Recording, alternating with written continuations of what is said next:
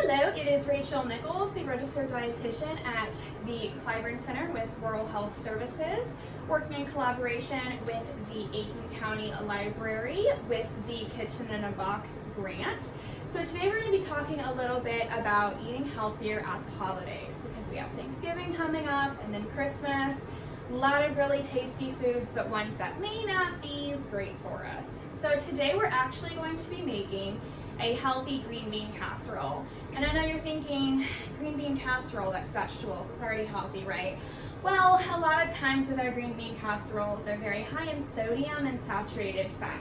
So what we're gonna do is we're gonna make a really good, tasty, fresh version that has a lot less saturated fat, a lot less sodium, more protein and more fiber, and it's just gonna overall taste even better.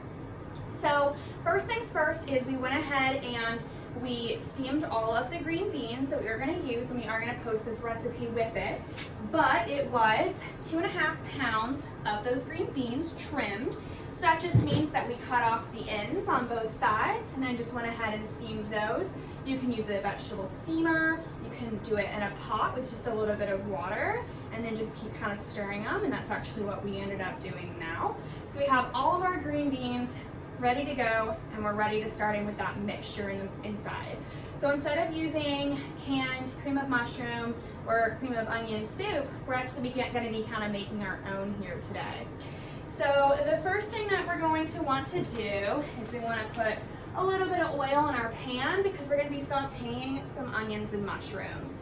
But before we actually do that, we have to cut our onion, and a lot of people have a hard time cutting onions. Not only because it makes you cry a little bit, but they're also kind of hard to cut. So I'm going to show you some little tricks as far as cutting onions. So there is the bulb end, and then there is the stem end. So first thing what we're going to do is we're going to cut off this stem end just a little bit, just like that. Got some parsley on there.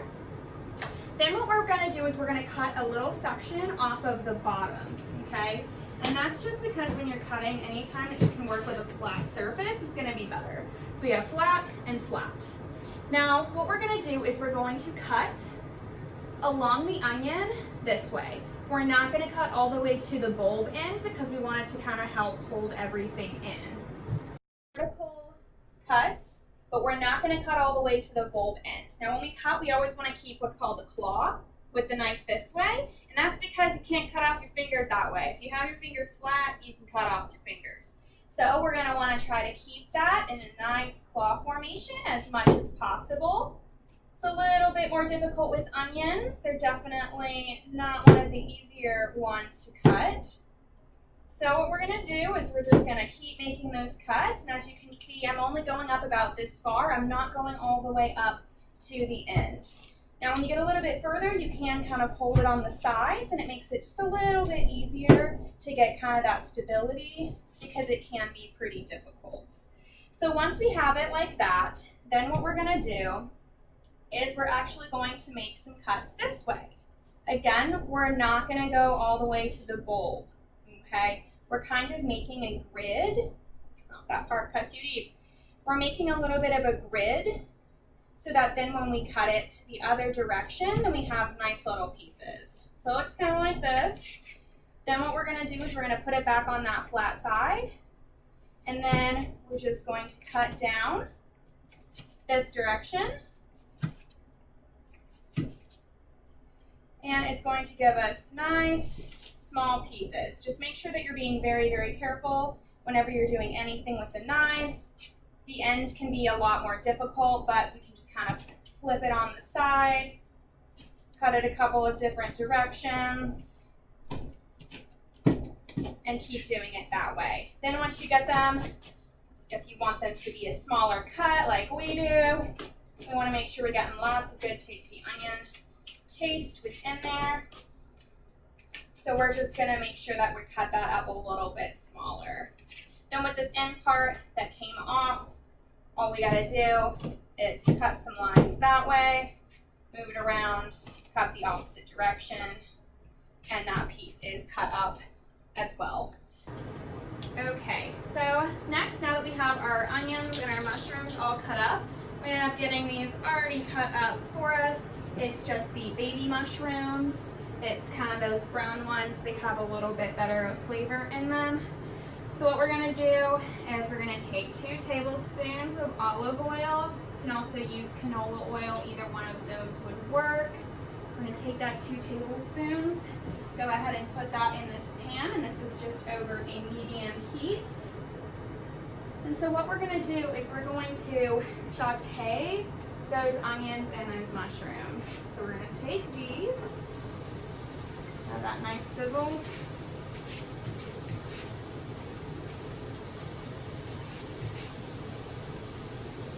Then we're gonna add in all of our mushrooms, and I already went ahead and kind of cut those up a little bit. They were already cut up, but I wanted them to be a little bit smaller so that we could get more even taste throughout the dish.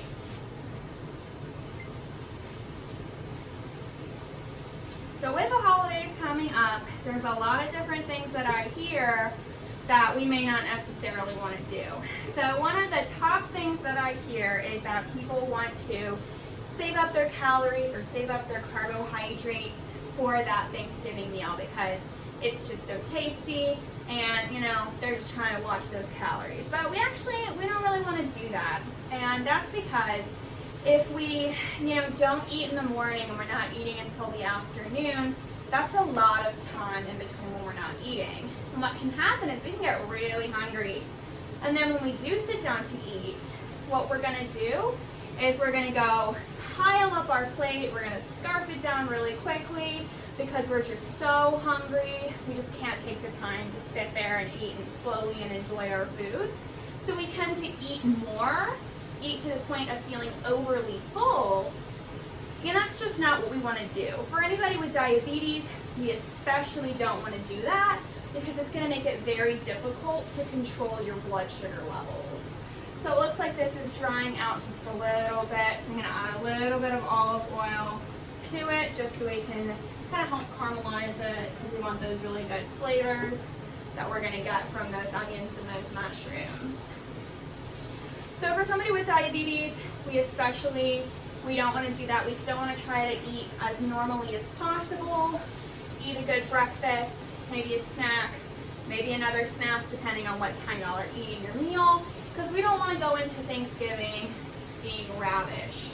Because again, that's when we tend to make those bad decisions. That's when we get way too much food, we eat too quickly, and then we really can't enjoy it, okay? Another thing that we tend to do is we try to eat for the whole year. So we think, okay, there's this dish. So for me, it's probably sweet potato souffle or sweet potato pasta. That's one of my favorites. So what we don't want to do is we don't want to eat for the whole year of that. We don't want to say, well, I'm not getting this till next Thanksgiving, so let me eat as much of it now. We don't want to do that because then, again, we'll overeat that. If it's something we really enjoy, we can always make it other times of the year. If somebody else makes it, we can just ask for that recipe. You can make it in March. You don't have to make it for the holidays. So if it's a dish that you really, really enjoy, you can have it at other times. You don't have to eat it all at Thanksgiving to last you for the whole year. Okay? So it looks like our onions and mushrooms are coming along quite nicely. Definitely going to want to continue to cook them for a little bit longer. I am kind of cutting up these mushrooms just a little bit more so we can get kind of more even flavor in there, because we don't want one bite to be, a bite full of mushroom and then another bite with no mushrooms. So we want to make sure we're getting those flavors kind of distributed throughout the dish. And the good thing about doing this versus getting those cream of mushroom or cream of onion soups is, again, a lot less saturated fat and a lot less sodium. So far we haven't added any sort of salt to this. We haven't added anything high in sodium because a lot of those condensed soups can just be very, very high in that. So we want to make sure we're watching that. Another thing that we can do at the holidays is with those desserts. I know we all love all of the tasty desserts we get at the holidays, But what we can do is we can actually incorporate more fruit into those. So we can do maybe baked apples with just some cinnamon and nutmeg, allspice, some good tasty spices as far as that goes. That can be a really great way to both get in our fruit, but then also kind of cut down on those extra added sugars. And then when we do eat those desserts, try to make sure we keep those portion sizes in mind. Remember, we don't have to eat a year's worth of dessert in one day. We don't have to eat a bunch because we might not get it again. We can always take some home later. We just don't want to eat to the point that we're feeling uncomfortably full. We want to listen to those hunger cues. We don't want to let any family members try to guilt trip us into eating anything, because sometimes, they mean well, but, they'll tell you, eat this dessert, eat this, eat that, you need to eat more. So definitely listen to your own hunger cues. You don't need to listen to somebody else, because they don't know your stomach. They don't know if you're hungry or if you're full or not. So another thing we're going to want to do is also with our beverages. We want to make sure that we're watching those too, because Thanksgiving tends to be a time that we get a lot of those extra calories. So we want to make sure that we're not adding any more with those beverages. So doing water or maybe an unsweet tea, some other sort of low calorie beverage is going to be preferable, just to make sure that we watch that calorie intake for the day.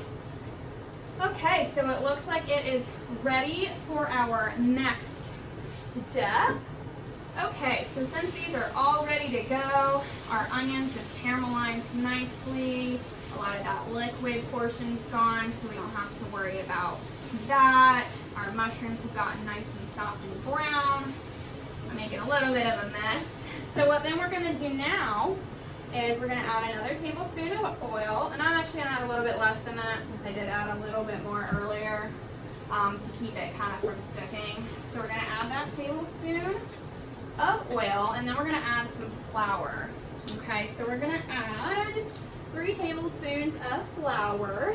Yes, 3 tablespoons. We got our flour. So we're going to add 3 tablespoons. This is a half a tablespoon because I just used my other one for the oil, and so we're just going to kind of sprinkle this on. It's 1 tablespoon. Put flour everywhere. That's 2 tablespoons. And 3 tablespoons. Doesn't have to be super duper precise. That is the joys of cooking versus baking, is it doesn't have to be perfect. Okay, so we're going to kind of cook this a little bit. We're still on that medium heat until that flour is cooked. So it's going to kind of turn brown. We're not going to have any of those white clumps left. So after we have that, this is looking pretty good. Got to make sure that we're cooking that flour to get that good, tasty flavor in there. So next we're going to add our milk. And so we have some 2% milk. Helps add a little bit more of that flavor from that fat without going overboard using heavy cream or whole milk. So we need 2 cups. This is 16 ounces, so we're already measured out. We're just going to add a little bit of this at a time. Make sure that we can kind of get it all mixed in. Trying to get that tasty goodness off the bottom there. It's very similar to how you make gravy, except our gravy has lots of mushrooms and onions in it. So it's a chunky gravy. So we're just going to do kind of a little bit at a time, making sure that we're getting all of those flavors in there. Don't slosh it around as much as me.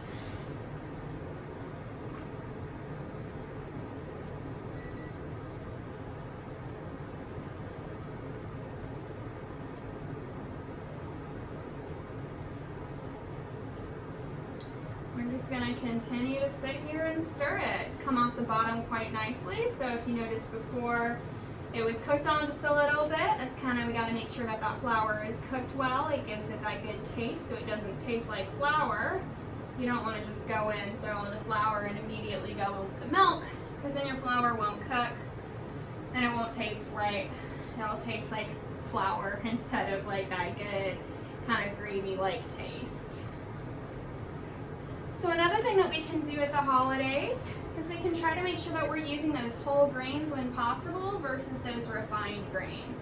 So if we're gonna have some rolls or something like that, trying to get those whole wheat rolls instead of those white rolls, just so we can get some more of those nutrients. We're gonna get more of that fiber, more of those vitamins and minerals in there, especially if you have diabetes.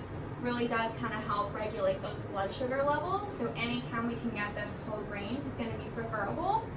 We do want to make sure we're watching that carbohydrate intake, because a lot of times everything that everybody brings is a starch of some sort, whether it is potatoes or sweet potatoes, maybe mac and cheese, rice, stuffing, rolls. Those are all things that my family tends to bring. So those are all starches. So we want to make sure that we're bringing some non-starchy vegetables, which is an awesome use for this recipe because it's, mostly non-starchy vegetables in the form of those green beans. So be the person that brings the non-starchy vegetables, and then when you're fixing your plate, you can go ahead and try to fix half of it with those non-starchy vegetables, and then you're a lot less likely to add in a lot of those other starches in there. Kind of helps control your intake of those other groups, and then make sure that you get those non-starchy vegetables in there. Because if we start off with the other stuff, we get to the end where they normally put the non-starchy vegetables and our plate's full. No room for green beans. So if we put those at the beginning of the line, maybe we put those on our plate first, it can just kind of help make sure we get those in. Don't forget about them. Show them a little bit of love. So at this point, we can kind of increase that heat up a little bit to a medium-high heat. Just make sure that we're continuing to stir it a lot because we don't want this to stick to the bottom. You have to be kind of careful with milk sometimes because it can kind of stick to that bottom there. So since we got it like this, we can go ahead and add the pepper and then the nutmeg and also our little bit of salt in there. Don't want to add too much, just a little bit. We'll add that and then we'll continue to let it cook until it gets nice and thick and kind of bubbly. So let's see how much we need to add. So we need to add a teaspoon of salt. Okay, so we're gonna add about a teaspoon of salt. I'm doing just a little bit less. Anytime we can cut down on that salt and sodium, it's gonna be better in the long run. Wanna make sure we're taking good care of our hearts, helping to prevent some hypertension. And stir a little bit gentler than me so you don't get it all over the place. So we have that. Then we want to add about half of a teaspoon of pepper.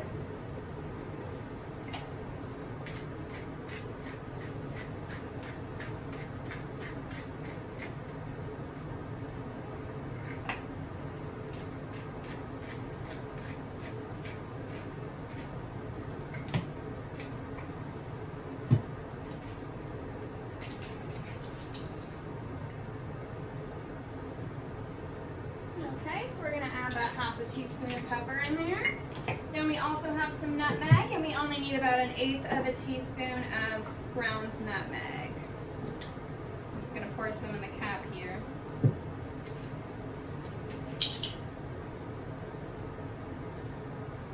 Okay, got that nutmeg in there.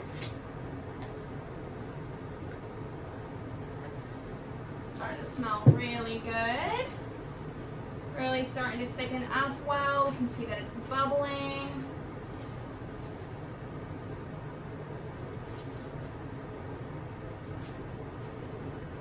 Okay, so we're gonna let this continue to cook until we get a nice, pretty thick, kind of like a, nice, good, thick gravy. Not too thin, not too thick. This looks like we still need it to cook a little bit longer.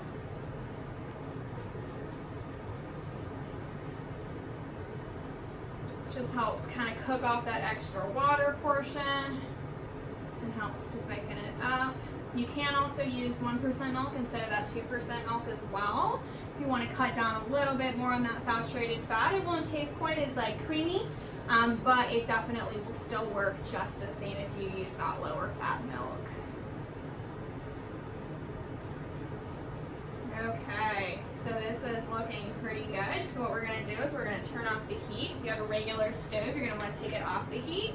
But since this is an induction, it immediately stops adding that heat, so it works. So next we're going to be adding some just plain Greek yogurt. This is 2% Greek yogurt. Again, you can use a non-fat or a lower fat variety if you wish. We want to have a good balance between that lower fat and still kind of getting that really kind of rich, creamy kind of flavor.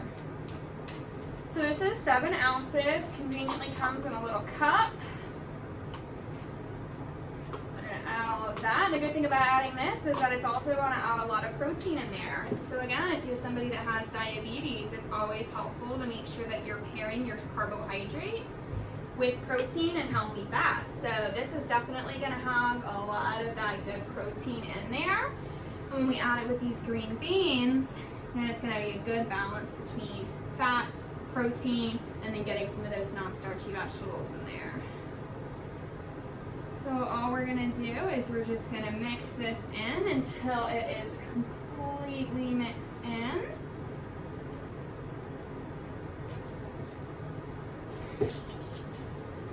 Okay, so that is nice and good. So then we're gonna take our pan. We already put half of our green beans in there. Remember, these are already cooked. These have been steamed, so they're nice and soft.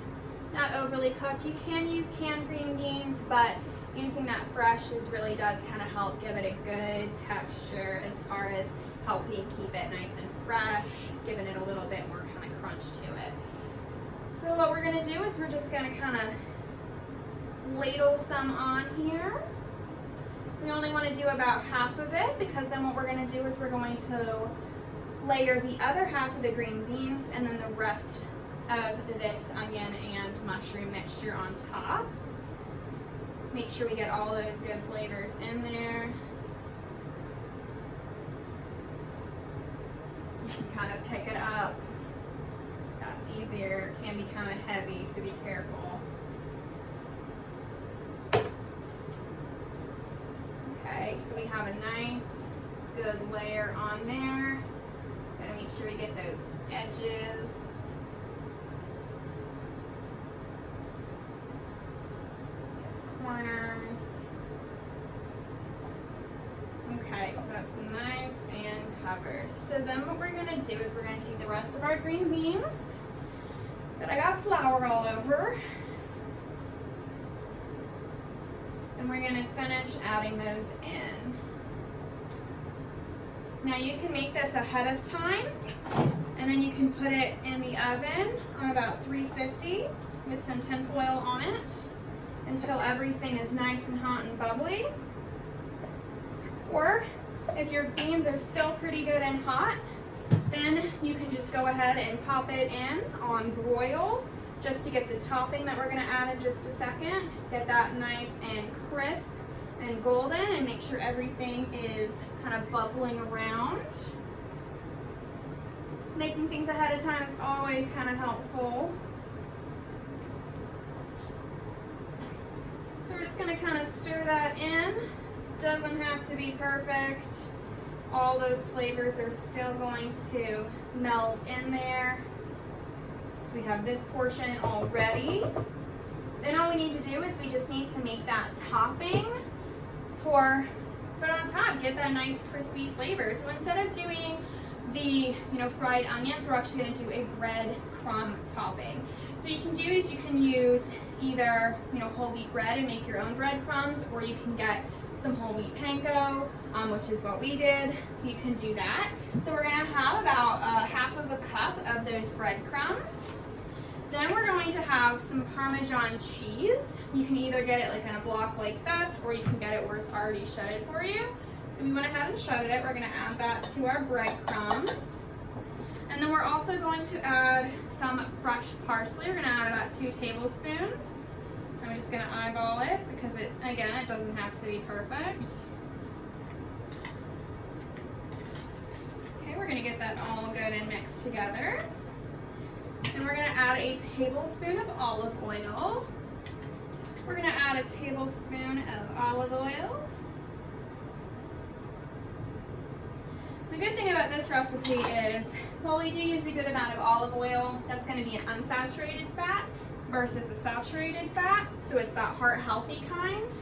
So it's going to be okay. Anytime we use those oils, we do want to make sure we're still using them in moderation, because while they are good for our hearts, anything in excess starts to get where it can be a bit unhealthy. So we're just mixing all of this goodness together. I want to make sure that the olive oil is distributed well. Okay, and so then once it is, you can either spoon it on or you can just kind of shake it on. That's what I'm going to do. It's really whatever you prefer. I want to make sure we get it nice and evenly coated. Okay, and then we are ready to go with our very tasty green bean casserole. So then all we gotta do is stick it in the oven at 350 until everything is nice and bubbly and the top is nice and golden. So I hope you all have a great Thanksgiving. Try to keep some of these ideas, some of these tips in mind coming up into Thanksgiving and Christmas, and hope you enjoy all the food that you get.